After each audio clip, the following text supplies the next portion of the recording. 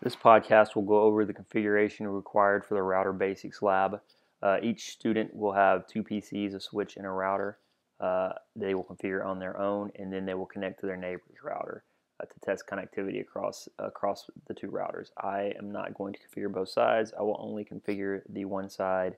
Configuration of the other side will be the same, with the exception of you will have different IP addresses. So I've already connected my PCs to my switch and my two router interfaces to my switch. In this case, each PC will be in a different VLAN on the switch. Putting the PCs in the VLANs and assigning IP addresses on the PCs are things we've already done. I'll do them again quickly, but you should already know how to do those things. I'm going to start out with the PCs. One of my subnets will be the 0 subnet. So I'm going to make my PC 192.168.0.2 the subnet mask of a 24-bit subnet mask, and my gateway is going to be 0.1. This is the IP address I will be configuring on the router once I get to the router. My other PC is PC1, so that will make the IP address need to be 192.168.1.2 with a 24-bit subnet mask, and the gateway should be 192.168.1.1. I'm going to use VLAN 10 and VLAN 20 on my switch. So I need to go into the switch and configure the VLANs. We did this in previous labs, so I'm not going to talk while I do it. I'm just going to do it.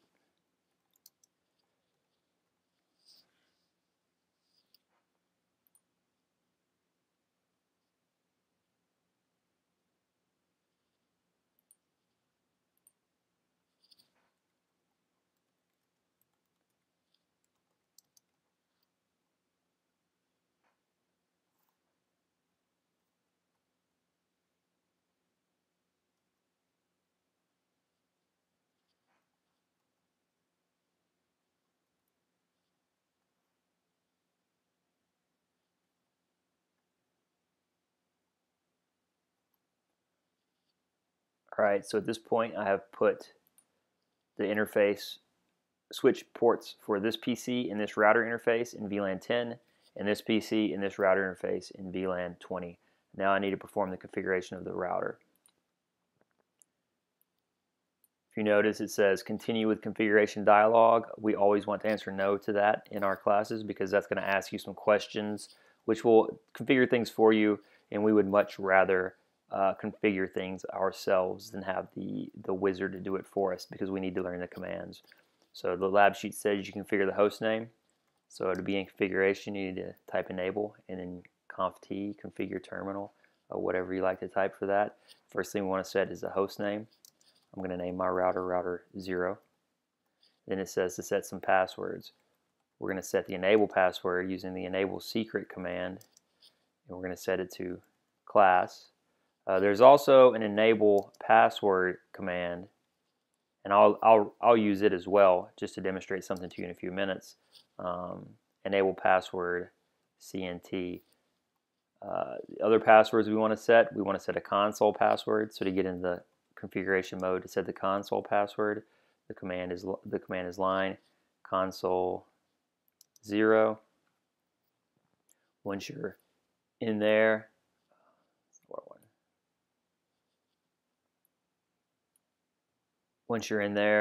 two commands we want to do.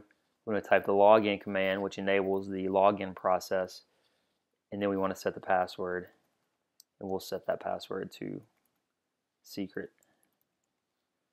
Right, we also want to configure telnet. Telnet is accomplished on the VTY line 0 to 15. We'll do telnet because configuring SSH requires some extra configuration that we're not going to do at this point. So first you put line VTY 0, 15 because there's 16 virtual terminal lines, and then you type the same commands, login, and then the password you want it to be, we'll use CNT again. So that's the password configuration.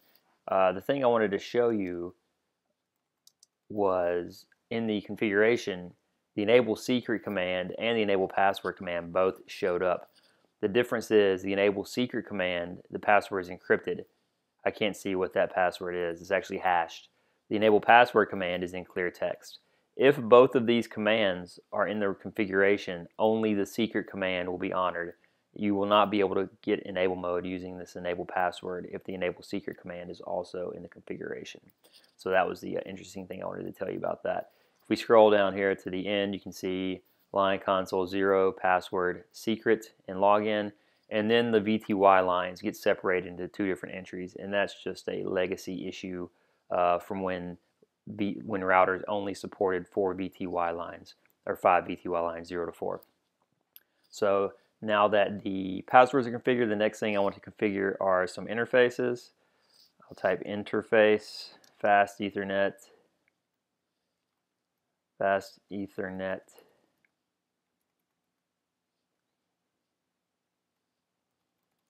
0/0. This is my interface that it is in VLAN 10, so I need to set the IP address appropriately for that VLAN.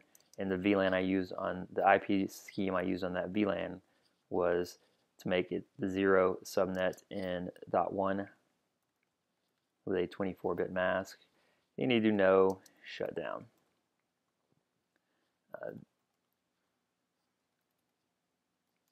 Next, I want to configure fast Ethernet 0.1. I'm using the up arrow to scroll back through my commands if you're not familiar with that. Then I'm going to make it 1.1. I need to do a no shutdown on that interface as well. So at this point, I've configured the host names, the passwords, and the fast Ethernet interfaces. So I should be able to ping from PC to PC.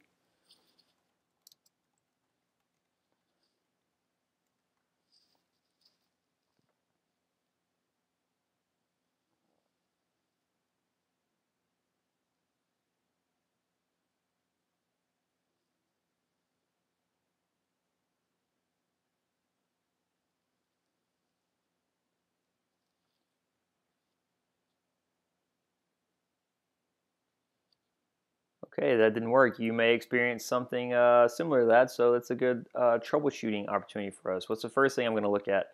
First thing I'm going to look at is I'm going to run the command on my router, show IP interface brief. I'm going to abbreviate it. This will show me my IP addresses and whether my interfaces are up and up. So they're both up and up. So my interfaces are good on my router. Next thing I'm going to want to do is try to ping my router interface from this PC. Okay, I can ping my router from this side. Now I want to try to ping my router from this side.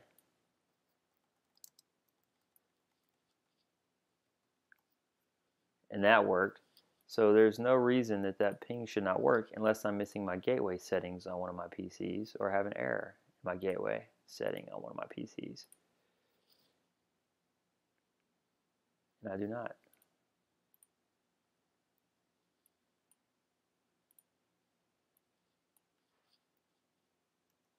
Okay, so it works now.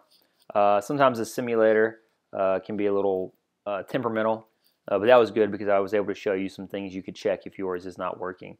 If when I was on PC 0 and I tried to ping the router interface, if it did not work, then I would want to check my switch ports to make sure they're in the correct VLANs. Okay, the final interface we want to configure, we're going to use a serial interface to connect to our neighbor's router. So we want to configure that serial interface. In our routers in the lab, the serial interfaces are serial 0, 1, and then either 0 or 1, depending on which port you plugged into. If you plugged into the bottom port on the serial card, it'll be 0. If you plugged into the top port, it'll be 1. I plugged in the bottom port, so I will be using 0. I'm going to give it an IP address.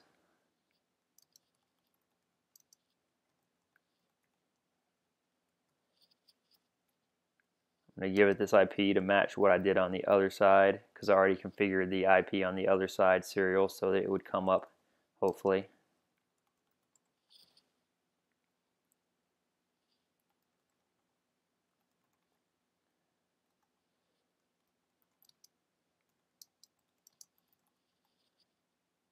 Okay, so my interfaces are up and up.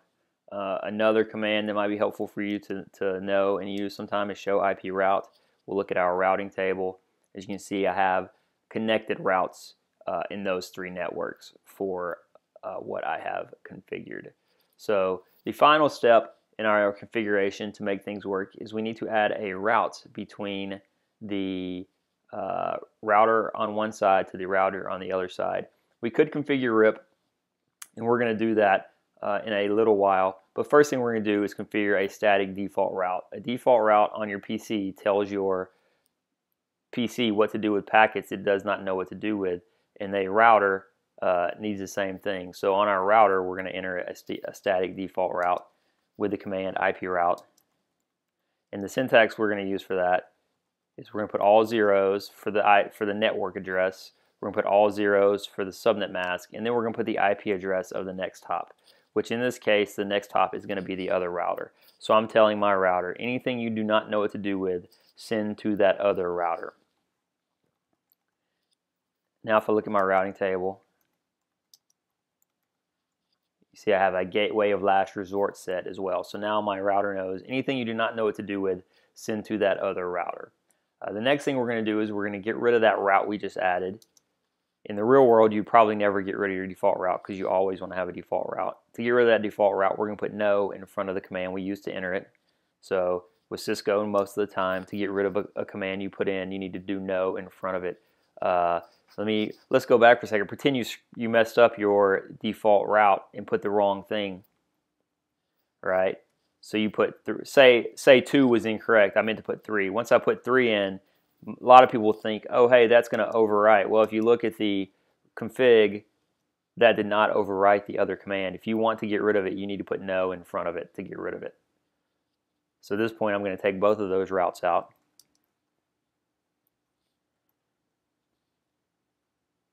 Now if I look at my config, I no longer have the default route in there. Now I'm going to configure RIP version 2. To configure RIP version 2, you get in config mode and type router RIP version 2, and then you need to provide a list of the networks that you are connected to. You don't need to provide a list of all the networks in the internetwork, just the ones your router is connected to. So if we look at my interfaces,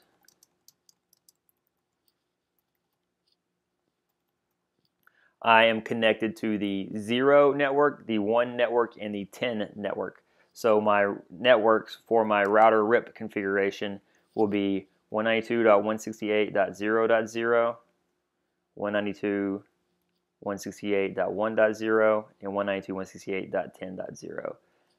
And that takes care of the router configuration.